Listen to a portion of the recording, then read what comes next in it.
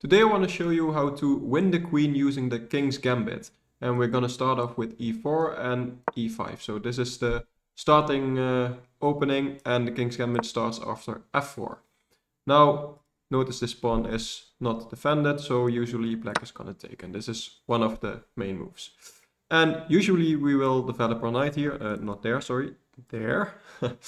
But in this case we are going to put our bishop here. And the main reason we put our knight here usually is to prevent this queen check. So black is going to go for that. The reason being that we now have to move our king. We can block the check, so they are preventing us from castling. So we're moving our king and just pretending, okay, everything is all right. Now black is going to see, and this is actually the most played move here, that they can put our bishop here and start applying some pressure here, try to go for checkmate. We are not going to allow them, and we're going to play d4, kicking the bishop away. Notice our queen is defending the pawn, so they have to move the bishop. Usually they're going to go here to remain the threat if that pawn ever were to move. So here we are just going to attack the queen, and they have a few options here. As you can see, the queen is defending this pawn, so if they are moving somewhere that doesn't defend the pawn anymore, then we can take it and we're fine. So usually they want to keep defending the pawn, and one of the most played moves here, and which is actually already a mistake, is queen g4. Saying, okay, I'm protecting the pawn and I'm putting some pressure on the king. But funnily enough, from this position, we are actually, I believe, already forcing to win the queen.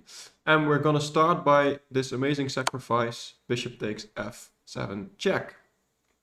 And one thing to notice, that if they were to take with the king, we can just check it here, and it doesn't really matter where the king moves, we can just pick up the free queen and we're totally winning.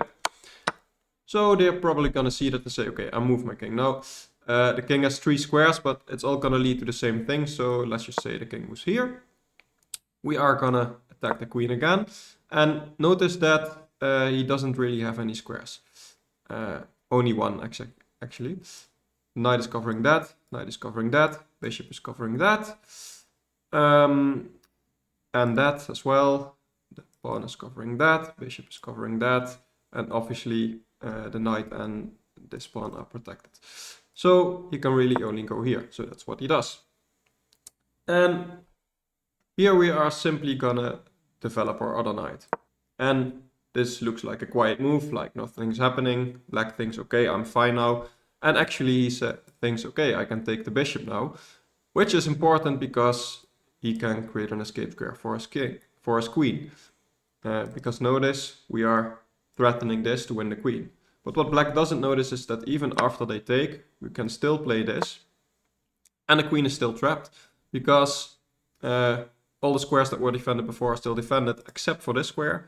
But if the queen goes there, we can just go here, and this is just a fork, and we're picking up the queen next turn, so it doesn't really matter where he goes, we're just picking up the queen and we're winning.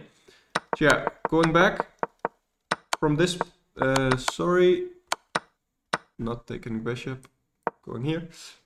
From this position, the queen is just trapped. Actually from this position, I guess, because after this, he has to move the king. Taking the bishop is bad. Moving the king anywhere, I can show you, even if it moves here, it's just the same thing. He can go here.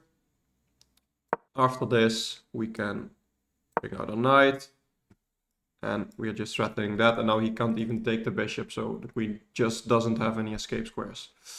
And he also can't prevent my knight from moving here, so yeah, that's just the thing. We're winning the queen quite easily, and a lot of people fall for this, so I hope you can trap your opponents with this as well. Thank you for watching. Bye bye.